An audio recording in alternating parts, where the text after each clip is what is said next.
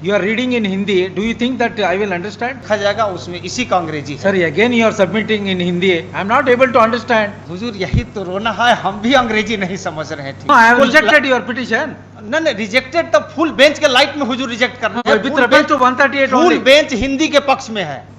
Your case is already over. I have called the next case. नहीं तो बिना सुने हुए हुजूर आगे बढ़ने का नियम नहीं है। पहले सुन करके हुजूर को आगे बढ़ना है।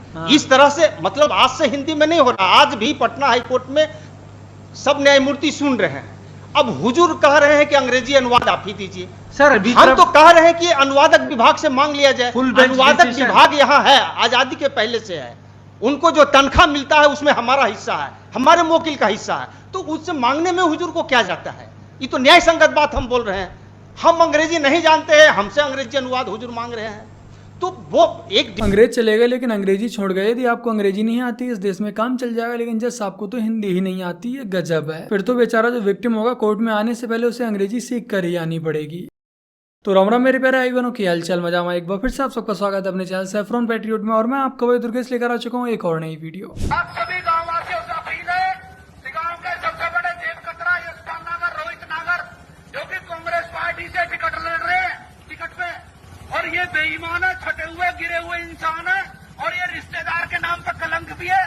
ये यशपाल नागर हमारे भी आया, मेरी सगी बहन थी, इसके लिए ये बेईमान है और ये डकैत है, मीठा बोलते हैं, झूठ बोलते हैं। इन कुत्ते कमीने लोगों से सावधान रहे।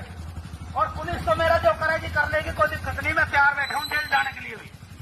तो मैं सभी जनता से अपील करना चाहता हूं, ऐसे मीठे जेब कतरों से सावधान रहे। धन्यवाद साथियों। कितना पैसा खा गए जी आप तो? मेरा 60 लाख रुपए खा गए 2009 में।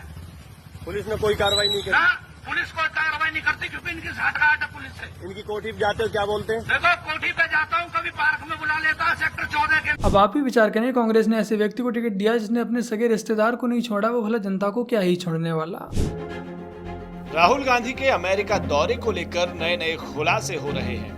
पहले सिखों को लेकर वर्जीनिया में भड़काऊ बयान दिया, उसके बाद जम्मू कश्मीर और पंजाब को भारत से अलग करने की हिमायत दी और भारत विरोधी सांसद इल्हान उमर से मुलाकात की। इस पर बवाल खत्म हुआ नहीं था कि अब तख्ता पलट कराने का माहिर अमेरिकी राजनयिक से मुलाकात की खबरें सामने आई हैं। राहुल गांधी ने अमेरिकी विदेश मंत्रालय में तैनात दक्षिण एवं मध्य एशिया मामलों को देखने वाले राजनयिक डोनाल्ड लू से मीटिंग की है। डोनाल्ड लू को तख्ता पलट का माहिर माना जाता है और पाकिस्तान से लेकर बांग्लादेश तक में सरकारें बदलवाने में उनकी भूमिका की चर्चा होती रहती है। यदि सत्ता में ना आ पाओ तो जनता को इतना भड़काओ कि देश में गृह युद्ध हो जाए। एक तरफ पूरा का पूरा विपक्ष मिलकर भी बीजेपी को व मोदी को नहीं हरा पा रहा, तो अब ऐसे तरीके निकाले जा रहे हैं जिससे मोदी को हटा सकें। आज हमारे देश की ग्रोथ बहुत से देश पचा नहीं पा रहे हैं। आज हमारा देश मोदी जी के नेतृत्व में खुद के फैसले खुद से लेने में सक्षम है। आज हमारा देश अमेरिका का पिछलग्गू बनकर नहीं घूम रहा है। आप लोगों को याद होगा जब रसिया व यूक्रेन की बात स्टार्ट हुई थी, उस समय अमेरिका ने रसिया पर बहुत सारे प्रतिबंध लगाए थे। उसके बावजूद भी हमारे देश ने मोदी जी के नेतृत्व में रसिया से ऑयल खरीदा। और भी ऐसी कई चीजें हैं जो आज दूसरे देशों को रास नहीं आ रही हैं। आज के समय में पाकिस्तान भीगी बिल्ली बनकर बैठा हुआ है, जो कभी बात बात पर एटम बम चलाने की धमकी देता रहता था। आज चाइना को भी मोदी जी के नेतृत्व में हमारे देश की सीमा से पीछे हटना पड़ रहा है। आज विश्व गुरु के रूप में हमारे देश भारत निकलकर सामने आ रहा है, और इसी वजह से जनता बार बार मोदी जी को दोबारा से सत्ता में चुनती है। आज सिर्फ और सिर्फ इसी वजह से हमारे ही देश में बैठे हुए गद्दार नहीं बल्कि विदेशी ताकतें भी मोदी को सत्ता से हटाने पर लगी हुई है। और आज इसी वजह से राहुल गांधी अमेरिका में जाकर डोनाल्ड लू जैसे डिप्लोमेट से मिल रहे हैं। आप में से जो लोग भी डोनाल्ड लू के बारे में नहीं जानते, आपको बता दूं कि डोनाल्ड लू अमेरिका का एक डिप्लोमेट है, जिसका काम यही है कि जो देश अमेरिका के अकॉर्डिंग ना चले उस देश में जाओ और उस देश के सभी विपक्षी नेताओं से मिलो और वहाँ की सरकार गिरा दो, तख्ता पलट कर दो और अपनी कठपुतली सरकार वहाँ पर बैठा दो। अमेरिका ने डोनाल्ड लू को दक्षिण एवं मध्य एशिया के मुद्दों को संभालने के लिए युक्त कर रखा है। और अभी हाल फिलहाल में श्रीलंका, बांग्लादेश, पाकिस्तान तक जहाँ जहाँ भी तख्ता पलट हुआ है, उस हर देश में तख्ता पलट होने से पहले डोनाल्ड लू उस देश में गया और जाकर वहाँ के विपक्ष के नेताओं से मीटिंग की है, और इसके कुछ समय बाद ही उस देश में तख्ता पलट हो गया है। जैसे अभी कुछ दिनों पहले पाकिस्तान में इमरान खान की सरकार थी, जो कि एक लोकतंत्र के द्वारा जनता के द्वारा इमरान खान को चुना गया था। लेकिन इमरान खान अमेरिका की कठपुतली बनकर नहीं रहना चाहते थे, जिसका नतीजा ये निकला कि आज इमरान खान जेल के अंदर बैठे और अमेरिका की जो कठपुतलियां थी वो इस समय सत्ता में बैठी हुई हैं। और ये सारी की सारी बातें मैं आपको खुद अपनी तरफ से मनगढ़ंत बनाकर नहीं बता रहा हूँ, ये बातें खुद इमरान खान ने कही है, सीधे डोनाल्ड लू का नाम लेकर। के बाद पहला बयान उन्होंने दिया और एक बार फिर से उन्होंने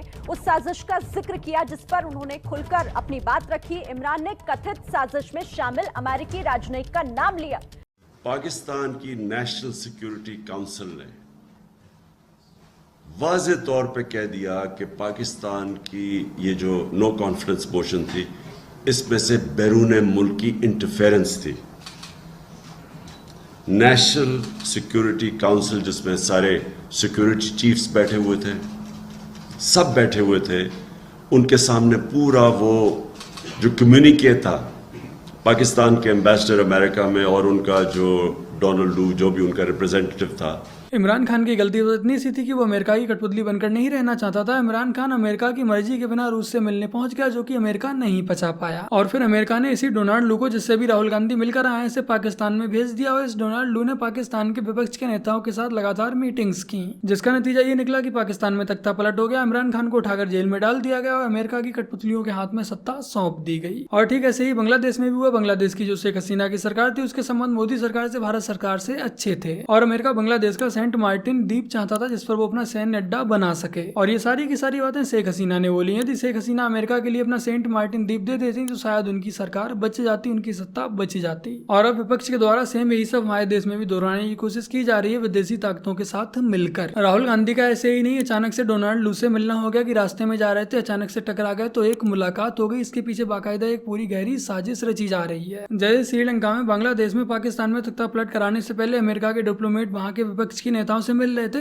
सेम ऐसे ही अमेरिका के डिप्लोमेट इस समय हमारे भारत देश के विपक्ष के नेताओं से लगातार मिल रहे हैं। अभी कुछ दिनों पहले ही अमेरिका के डिप्लोमेट ओवैसी से मिले थे और अब अमेरिकी डिप्लोमेट सोमर अब्दुल्ला से भी मुलाकात कर रहे हैं। आज ये अमेरिका के डिप्लोमेट उन सभी नेताओं से मिल रहे हैं जो अक्सर देश विरोधी बयान देते हुए नजर आते रहते हैं। और अब वहीं राहुल गांधी अमेरिका में जाकर डोनाल्ड लू से मिल रहे हैं। ये सारी की सारी चीजें किस तरफ इशारा कर रही है, इस टॉपिक पर मैंने डिटेल में अभी कुछ दिनों पहले ही वीडियो बनाई थी। इस वीडियो में मैंने बताया था कि कैसे आज हमारे देश में गृह युद्ध का माहौल बनाने की कोशिश की जा रही है।